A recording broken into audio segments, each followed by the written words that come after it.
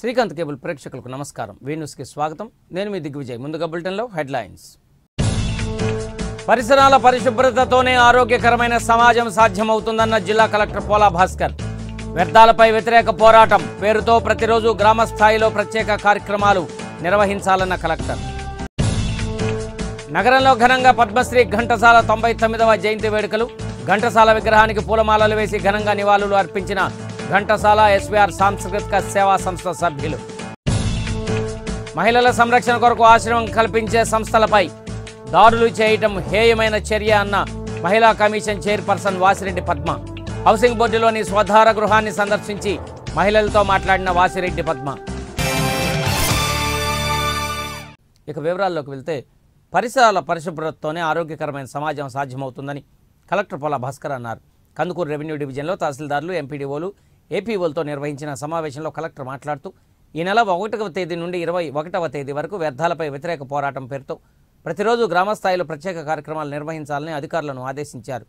ఆరోగ్యశ్రీ సేవలు అవసరమైన రోగులను సచివాలయాల స్థాయిలో గుర్తించాలన్నారు. కోవిడ్ వ్యాక్సిన్ను తొలుత ఆరోగ్య రంగంలో పనిచేసే సిబ్బందికి, పోలీసులు, పారిశుధ్య కార్మికులు, వృద్ధులకు ఇస్తామని, అందుకోసం మండల, జిల్లా స్థాయిలో ప్రత్యేక టాస్క్ ఫోర్సులను ఏర్పాటు చేసినట్లు తెలిపారు. 25న పేదలకు ఇళ్ల పట్టాల పంపిణీ చేయాలని ముఖ్యమంత్రి నిర్ణయించిన సంబంధిత పనులను 10వ తేదీలోపు పూర్తి చేయాలన్నారు. ఈ సమావేశంలో జేసీ1 వెంకటమురళి, జేసీ2 టీఎస్ చేతన్, డిఆర్ఓ వినాయకం, ప్రత్యేక collector Krishnaveni, sub collector Bhargavateja, DPO Narayana Reddy, ZPCEO Kailash Gireeshwar, JDA శ్రీరామ్మూర్తితో పాటు పలువురు అధికారులు పాల్గొన్నారు.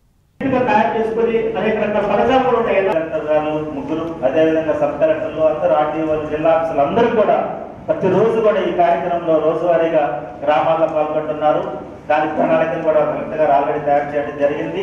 ప్రయత్నం అనేది సాధన చేస్తే, ప్రయత్నం ద్వారా 21 రోజులు కంటిన్యూస్ గా చేస్తే బహుశా దాని నుంచి కాస్త మనం బయటపడవచ్చు అని చెప్తుంటారు. 21 days మన బాడీకి అవసరం అన్నమాట. లేకపోతే అది మాట వినదు. 3 వారాలు పెట్టింటే బాగుంటుందేమో. ఒకవేళ మీకు 3 వారాలు కావాలంటే 3 వారం బోనస్ గా చేయండి, నాకేం అభ్యంతరం లేదు. గవర్నమెంట్ చెప్పింది 2 వారాలు అయితే 3 వారం చేయండి. అంటే నాకున్న అవగాహన పట్ల ఒక అవగాహన కల్పించి మనం స్థానికంగా గ్రామ పంచాయతీ శానిటేషన్ ఇంపార్టెంట్ ఇంగ్రీడియంట్. మనం కోవిడ్ కంట్రోల్ చేయాలంటే కంపల్సరీగా శానిటేషన్ చేస్తున్నాం కూడా. అందువల్ల దానికి ఒక ఇంటర్ రిలేటెడ్ రిలేషన్ ఉంది కాబట్టి 50 రోజులకు ఒక ప్రోగ్రామ్ ఇచ్చింది మెడికల్ హెల్త్ డిపార్ట్మెంట్. దానికి కూడా బాధ్యత మండల స్థాయిలో పనిచేసిన అధికారులదే. ప్రధానంగా ఎంపీడీఓ ఈ కోవిడ్ బిహేవియర్ 50 రోజుల ప్రోగ్రామ్ ఉంది. ఈ 50 రోజుల ప్రోగ్రామ్ కూడా ఏ డిపార్ట్మెంట్ ఏ కార్యక్రమాలు చేయాలి అనేది ఉంది. దాని గురించి సపరేట్ గా ఒక ఎస్ఓపిని ఒక 1 or 2 days లో గవర్నమెంట్ ఇచ్చినటువంటి జీవో దృష్టిలో పెట్టుకుని మీ అందరికీ కమ్యూనికేట్ చేస్తారు. పద్మశ్రీ ఘంటసాల 99వ జన్మదిన వేడుకలను ఒంగోలులో అట్టహాసంగా నిర్వహించారు. పద్మశ్రీ ఘంటసాల ఎస్వీఆర్ సాంస్కృతిక సేవా సంస్థ ఆధ్వర్యంలో ఒంగోలులోని సివిఎన్ రీడింగ్ రూమ్లో గల ఘంటసాల విగ్రహానికి పాలాభిషేకం చేశారు. అనంతరం పలువురు కళాకారులు ఘంటసాల విగ్రహానికి పూలమాలలు వేసి నివాళులు అర్పించారు. తెలుగు సినీ సంగీత వినీలాకాశంలో ధృవతార, కీర్తిశేషులు ఘంటసాల అని కొనియాడారు. ఈ కార్యక్రమంలో సేవా సమితి అధ్యక్షుడు శ్రీనివాసరావు, ఉపాధ్యక్షుడు అప్పిశెట్టి రత్తయ్య, కోటేశ్వరరావు, కనకారావు, చల్ల నాగేశ్వరమ్మ, తులసి, అనంతలక్ష్మితో పాటు పలువురు పాల్గొన్నారు.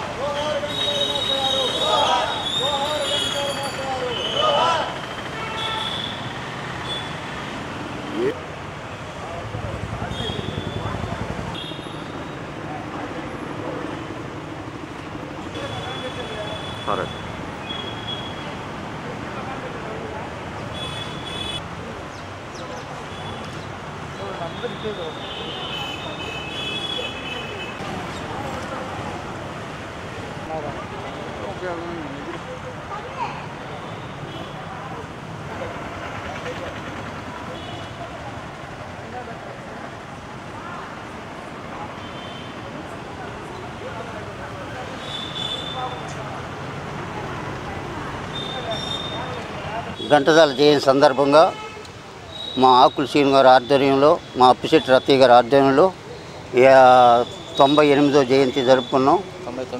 98వ జయంతి ఘంటసాల గారికి జరుపుకున్నాం. ఘంటసాల మరియు ఎస్వి రంగారావు గారి సాంస్కృతిక సేవా సంస్థకి నన్ను నూతనంగా అధ్యక్షుడిగా ఎన్నుకోవడం జరిగింది. నా పేరు ఆకుల శ్రీనివాస్. నేను గోల్డ్ స్మిత్. నా మీద అభిమానంతో మా రత్తయ్య అన్న ఈ సంస్థకు నువ్వు అధ్యక్షుడిగా ఉండాలని నియమించడం నేను మనస్ఫూర్తిగా అంగీకరించి ఒప్పుకున్నాను. ఈరోజు ప్రతి ఊర్లో, ప్రతి గ్రామంలో కూడా ఘంటసాల గారిని ప్రత్యేకించి టీవీలలో కానీ, రేడియోలలో కానీ, ఎక్కడైనా సరే వాట్సాప్ల్లో కానీ ఎంతో ఘనంగా జరుపుకుంటున్నారు అందరూ వాట్సాప్ ద్వారా కానీ. అలాగే వచ్చే సంవత్సరం 100వ జయంతి ఉత్సవాలు ఘనంగా నిర్వహించుకుందామని అధ్యక్షుడిగా తోటి కళాకారులందరినీ విన్నవించుకుంటున్నాను. అందరూ కూడా సహకరించి, ఇప్పుడు కరోనా ఉన్నందువల్ల సింపుల్గా చేసుకుంటున్నాము. వచ్చే సంవత్సరం ఘనంగా చేసుకోవాలని కోరుకుంటున్నాను.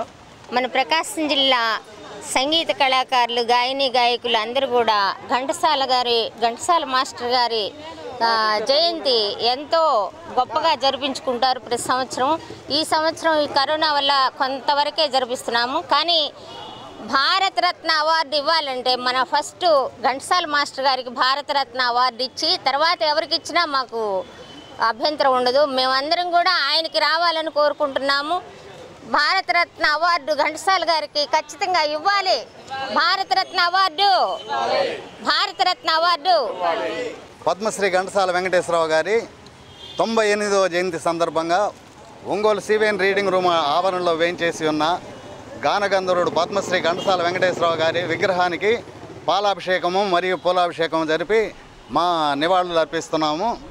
ఈ సందర్భంగా 20వ తారీఖు, ఈ నెల 20వ తారీఖు తులసి గారి ఆధ్వర్యంలో ఇక్కడ ఘంటసాల గారి ప్రోగ్రాం జరుగుతుంది. అదే 6వ తారీఖున కూడా గుమ్మడి శ్రీనివాసరావు మరియు సాయి మాస్టర్ గారి ఆధ్వర్యంలో ఇదే వేదిక మీద, సివిఎన్ వేదిక మీద ఘంటసాల మరియు రామకృష్ణ సాంస్కృతిక సేవా సంస్థ ఆధ్వర్యంలో ఇదే వేదిక మీద ఇంకో కార్యక్రమం జరుగుతుంది. అందరూ విచ్చేసి ఆ కార్యక్రమాన్ని జయప్రదం చేయవలసిందిగా కోరుకుంటున్నాం.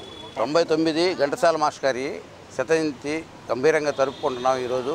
అలాగే వచ్చే సంవత్సరం 2021 డిసెంబర్ 4న అన్ని డేస్ గంభీరంగా ప్రపంచవ్యాప్తంగా జరపడానికి మన ఒంగోలులో ఎక్కువగా భారతరత్న ఇవ్వమని కోరుతున్నాము. ఇప్పటికే 4 ఏళ్ల నుంచి పోరాడుతున్నాము.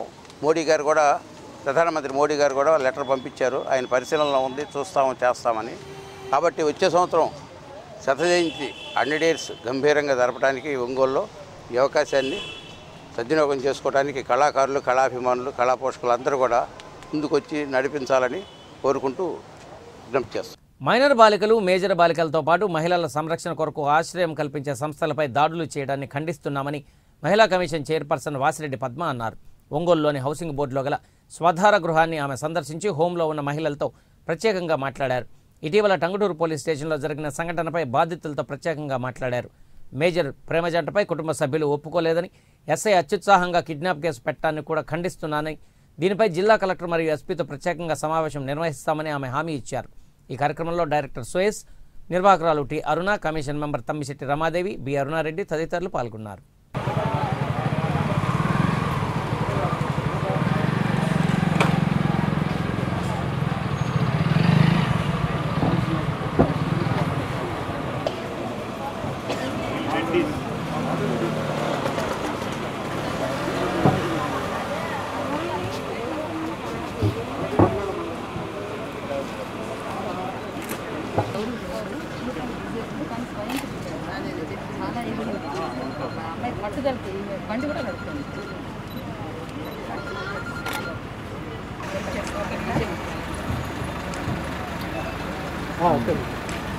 రకరకాలుగా ఇళ్ల దగ్గర నుంచి కానీ బయట కానీ ఆశ్రయం లేనటువంటి పరిస్థితుల్లో ఇవాళ ప్రభుత్వం ఇక్కడ షెల్టర్ హోమ్గా స్వధార హోమ్ని నిర్వహిస్తున్నటువంటి సంగతి తెలిసిందే.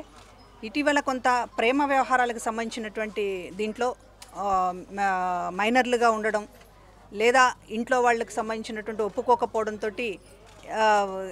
అబ్బాయిల మీద కిడ్నాప్ కేసు పెట్టిన సందర్భంలో అమ్మాయి ఎక్కడ ఉండాలనేటటువంటి ఒక మీమాంసలో ఇక్కడికి పోలీసులు హోంలో ఉంచడం అనేటటువంటిది కొన్ని 1-2 కేసుల విషయంలో వివాదాస్పదం అవడం అనేటటువంటి చాలా బాధాకరం.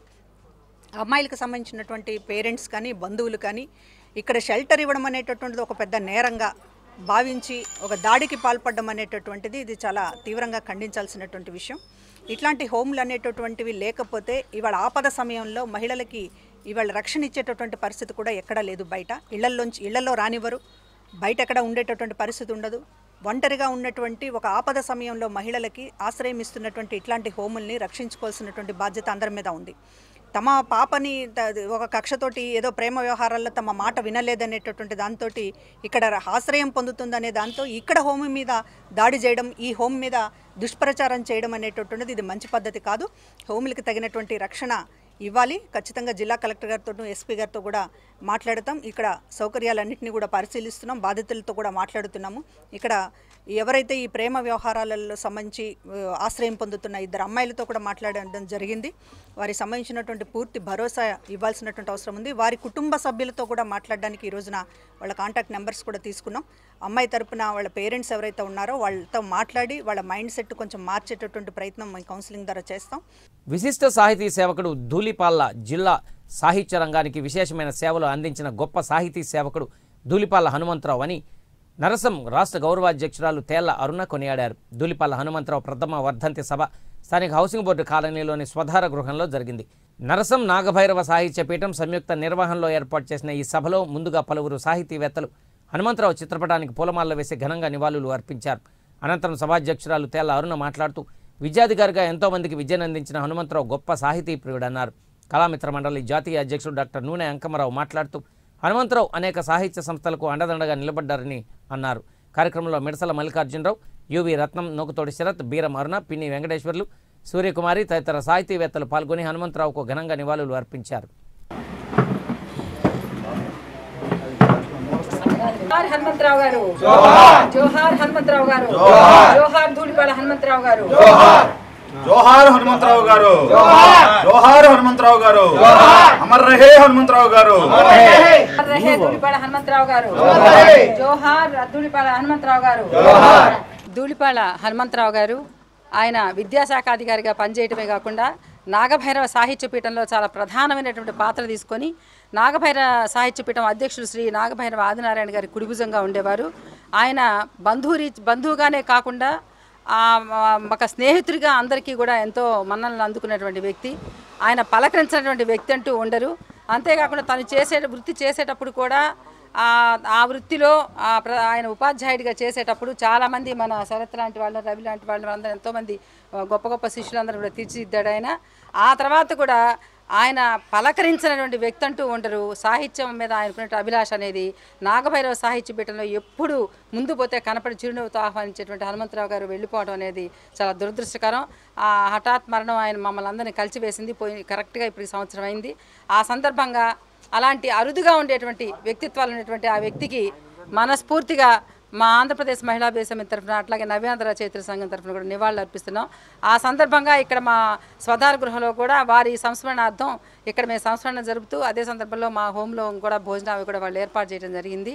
మరి మరోసారి ఆయన ఆత్మకు శాంతి కలగాలి అని చెప్పని ప్రార్థిస్తూ ఉన్నాం. ధూళిపాళ్ల హనుమంతరావు మాస్టర్ గారు మాకు 1999లో హెడ్ మాస్టర్గా పనిచేశారు పార్లమెంట్లో. చాలా మంచి వ్యక్తి, నేనంటే చాలా అభిమానించే వ్యక్తి, ఒక పుత్రుడు సమానుడిగా నన్ను భావించేవాడు.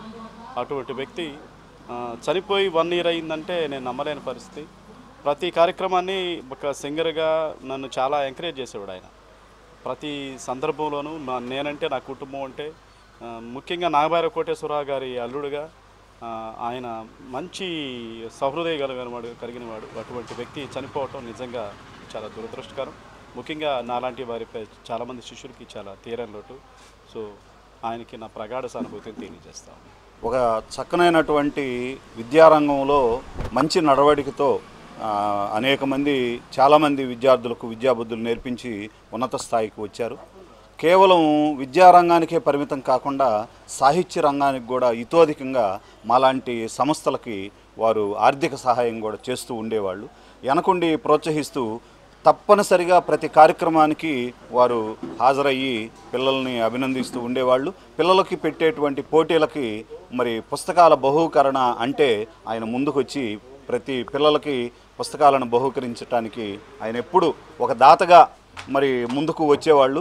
అంటే సాహిత్యానికి సంబంధం లేదు, కానీ సాహిత్యం అంటే అభిమానం. అందున నాగభైరవ కోటేశ్వరరావు గారి అల్లుడుగా మరి ఈ సాహిత్య రంగంలో అటు విద్యారంగంలో మంచి పేరు ప్రఖ్యాతులు పొందినటువంటి హనుమంతరావు గారికి ఈ ప్రథమ వర్ధంతి సందర్భంగా వారికి ఘనంగా మా కళామిత్ర మండలి ప్రకాశం జిల్లా రచయితల సమాఖ్య తరపున వారికి నివాళులు అర్పిస్తూ సెలవు తీసుకుంటాం. నివర్ తుఫాన్ ప్రభావంతో నిరాశ్రయులైన బాధితులకు జువెట్ మెమోరియల్ బ్యాప్టిస్ట్ చర్చ్ ఆధ్వర్యంలో అన్నదాన కార్యక్రమం నిర్వహించారు. ఒంగోలు మండలంలోని కొప్పోల వద్ద గల నక్కల రానమ్మ చిన్నమంద కాలనీ నివర్ తుఫాన్తో పూర్తిగా నీట మునిగింది. దీంతో ఆ కాలనీ వాసులు పూర్తిగా జీవనోపాధి కోల్పోవడంతో ఒంగోలులోని కొత్త కూరగాయల మార్కెట్ వద్ద నివాసం ఉంటున్న వారికి JMB church senior pastor DJ Augustine అన్నదానం కార్యక్రమం నిర్వహించారు. ఈ సందర్భంగా నివర్ తుఫాన్తో ఇల్లు కోల్పోయిన తమకు నివాసం ఉండేందుకు గృహాలను కేటాయించాలని బాధితులు పాస్టర్ని కోరగా స్పందించిన పాస్టర్ అగస్టిన్ ప్రభుత్వం జేఎంబీ చర్చ్ సహకారంతో కొత్త ఇళ్ల నిర్మాణానికి సహాయం చేస్తామని అగస్టిన్ తెలిపారు.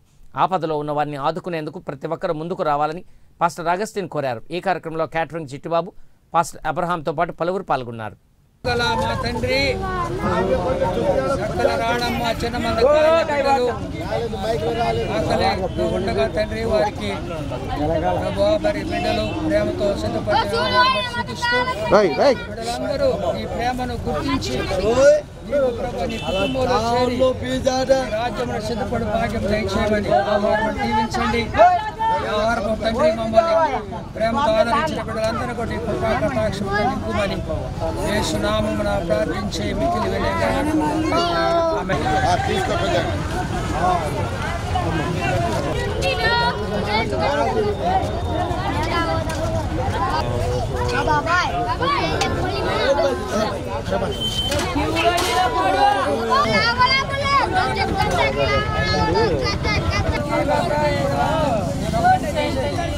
అవును చూసా మీ దగ్గర పోయా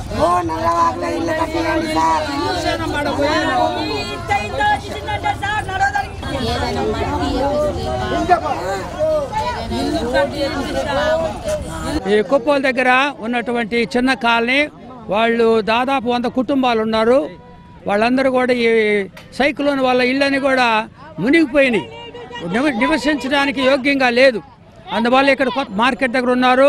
కొన్ని దినాల నుంచి వాళ్ళకి ఆహారం లేదు, చాలా కష్టపడుతున్నారు, పనులు లేవు, పూసలు అమ్ముకుంటారు వాళ్ళు, అది కూడా కొనేవాళ్ళు లేరు. ఇలాంటి పరిస్థితుల్లో మరి కొంతమంది దేవుని బిడ్డ బ్యాప్టిస్ట్ చర్చి వాళ్ళు ఈ యొక్క కొంతమంది దాతలు కానుకలు ఇచ్చినారు. వాళ్ళ సహాయంతో ఈ విధంగా భోజనం ఏర్పాటు చేస్తున్నాము. వాళ్ళు చాలా సంతోషపడుతున్నారు.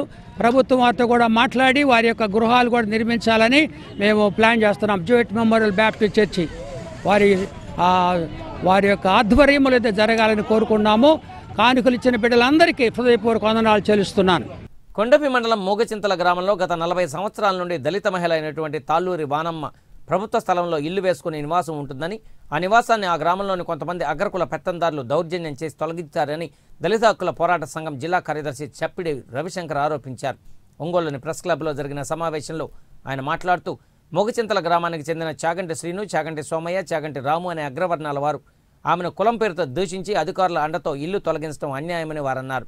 జరిగిన సంఘటనపై స్థానిక పోలీస్ స్టేషన్లో ఫిర్యాదు చేయగా ఒంగోలు డీఎస్పీ విచారణ కూడా చేపట్టడం జరిగిందన్నారు. వెంటనే ముద్దాయిలను అరెస్టు చేయాలని, తాళ్ళూరు వానమ్మకు న్యాయం చేయాలని రవిశంకర్ డిమాండ్ చేశారు. ఈ సమావేశంలో దళిత హక్కుల పోరాట సంఘం నాయకులు Kakumanu S T Subbarao, K Rambabu, K Suresh, Suribabu, Talluru Vijay Kumar, Israel పాల్గొన్నారు. సోమయ్యను, రమేష్ను, రామారావును అరెస్ట్ చేయాలి. సోమయ్యను, రామారావు, రమేష్ను దళితులపై దాడులను ఖండిస్తున్నారు. దళితులపై దాడి చేసిన వారిని